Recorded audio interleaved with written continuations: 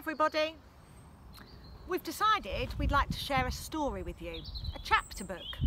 So some of us are going to read a chapter and make them available for you to listen to the whole story. The story we've chosen is by Michael Morpurgo and it's called Mr. Skip. It says, a magical friend who makes dreams come true. I'm going to start with chapter 1, in which I find Mr. Skip. I was forever finding things in that rusty old yellow skip.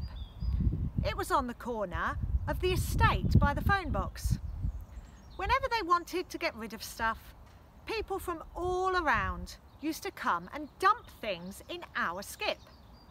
I'd go and have a look and a good mooch around in there whenever I felt like it. At first, Mum told me I shouldn't do it because there might be something in that skip that could cut me or prick me or whatever. So I promised her I'd be careful. And after that, she was always fine about it. What made her really happy though was when I brought things home. We didn't have much in our flat. We couldn't afford to buy much at all, so quite a lot of what we did have came out of that rusty old skip. I found the blue china horse for the mantelpiece, and Mum was thrilled to bits with it, even though it had a chipped nose and only 3.5 legs. Her favourite armchair came off the skip too, as well as the electric radiator. All we had to get was a plug for that, and it worked perfectly. But best of all was the 26-inch Sony Triniton television set that I brought home in a wheelbarrow. My cousin Barry gave me a hand. It worked fine, except that one of the knobs was missing and the colour was a bit fuzzy. Mum didn't mind. She was over the moon about it. Mum often told me I was a terrible little jackdaw, and each time she said it, she thought it was really funny. Because my name is Jackie Dawson, which sounds a bit like jackdaw. If you see what I'm saying. It's not exactly hilarious, is it? But Mum thinks it is. Mum loves a laugh, but there's one thing she takes very seriously indeed. Mum likes to keep up appearances.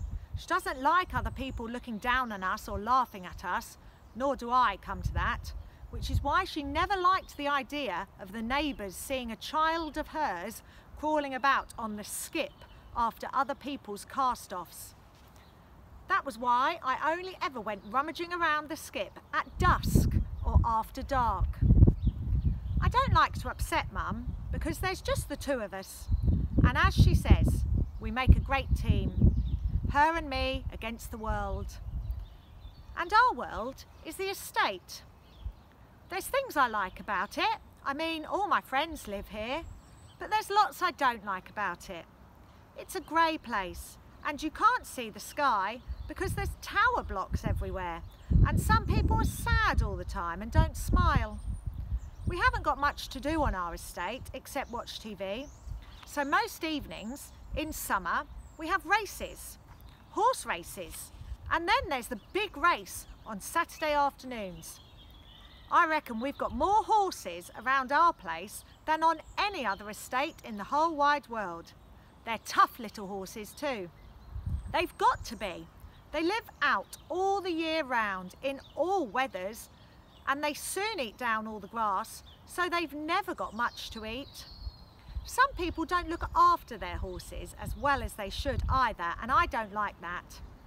I always thought that if I ever got rich, I would build a stable for every horse on the estate.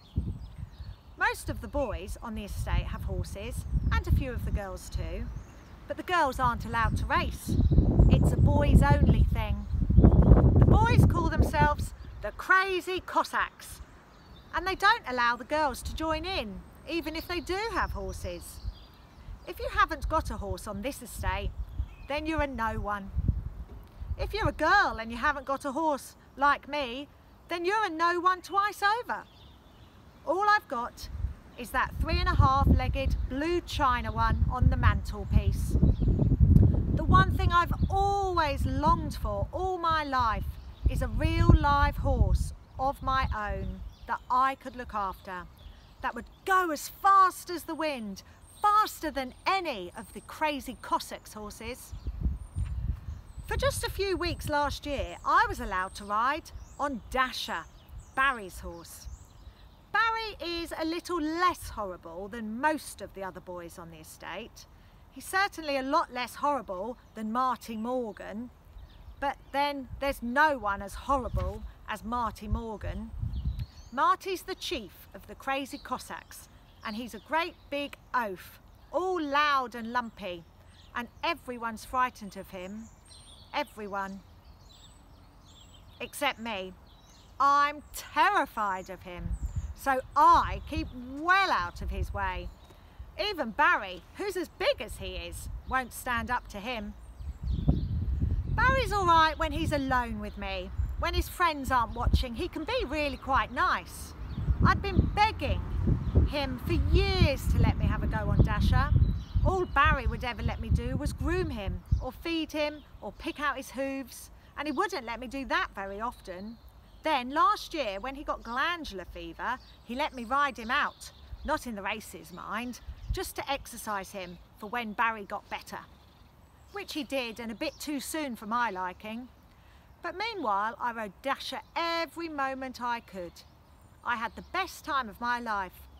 All I'd ever ridden before was Barnaby, Gran's old donkey, who's about as old and slow as Gran is. So to ride Dasher for a while was a real treat, even if I couldn't join in the races round the estate with the crazy Cossacks. Anyway, late one evening last week, I was out watching the races, watching Marty Morgan and Barry and the rest of the other crazy Cossacks as they thundered past me, whooping and yelling like a bunch of idiots. I was feeling all miserable and angry. I so wanted to be out there with them, racing them, beating them. To be honest, I was secretly hoping that Barry would fall off and break his collarbone or something so that I could ride Dasher again instead of him. Then I noticed a car backing up to the skip. A man got out, opened up the boot of his car, lifted something out and chucked it into the skip. I remember wondering what it was and thinking I'd find out later. Then I forgot all about it for a while because suddenly Barry did fall off. Sadly for me, he didn't break anything. After that, I was busy for a while catching Dasher. It was always really dangerous for a horse if he was running loose on the estate. They were safe enough in their crowded little paddock behind the estate where most of them lived, or even when they were hobbled and grazing on the grass around the flats. But if they broke free and ran off, then they could be straight out onto the open road and in amongst the cars. We'd had a lot of horses knocked over like that, and I wasn't going to let it happen to Dasher. He was in a bit of a panic, so it took me a while to sweeten him, catch him, and calm him down. Barry thanked me as he mounted up again and said I could groom him tomorrow if I liked. Big deal, I thought. But I didn't dare say anything. If I upset Barry too much, he wouldn't even let me do that. One day, Barry, I thought, one day I'm going to ride in the races myself, and I'll leave you standing. You and your stupid, crazy Cossacks. I'll beat the lot of you. You see if I don't. As I made my way home later in the gathering dusk, I was still angry, still dreaming of having my very own horse and talking to myself out loud, as I often did. There won't be another like him, I was saying. He'll be the fastest on the estate, the fastest in all Ireland, the fastest in the world. And I'll be riding into the winner's enclosure at the Irish Derby, and I'll leap out of my stirrups like Frankie Dettori. I'll be the greatest. I was still talking to myself as I came past the skip. That was when I remembered about the car backing up and that man chucking something in. I thought I might as well have a look. I made sure there was no one about, then hoisted myself up and into the skip. I couldn't see all that well, and at first there didn't seem to be much that was new. In fact, it was almost empty. Then I saw him.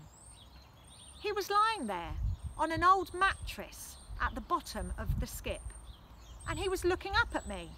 Well, his head was, his face was, but the top part of him was separated from the rest.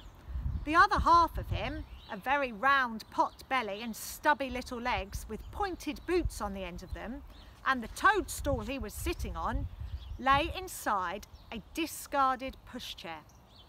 In my mind, I put the two halves of him together and recognised him for what he was, a gnome, a battered old garden gnome. I felt suddenly very sad, very sorry for him, lying there all broken and abandoned and unloved in the bottom of a dirty old skip. I couldn't leave him there like that. I just couldn't. And then I had this totally brilliant idea. I'd fix him up. I'd give him to Mum for her birthday in a fortnight's time. She'd love him. She'd love him to bits. So, crouching over him and picking up his head, I told him my plan. "I'm going to save you," I said. The moonlight fell on his face and I could see it was a happy, smiling sort of gnome. I thought of his name just like that, Mr. Skip. "I'm going to call you Mr. Skip and you'll be coming home with me. I'll put you together again, and Mum and me, we'll look after you all right." As I was speaking, his eyes twinkled at me. I was certain of it. It was like he was trying to show me he was happy, as if he was saying thank you. It gave me the shivers to think that this plaster gnome could actually be listening to me, that he could really understand, that he had feelings. But they were nice shivers. I couldn't be sure of it, but as I walked away, with half of him under each arm, I honestly thought I heard him chuckling. The top half of him and the bottom half of him at the same time. It was weird, but I liked it. Don't forget to tune in for Chapter 2.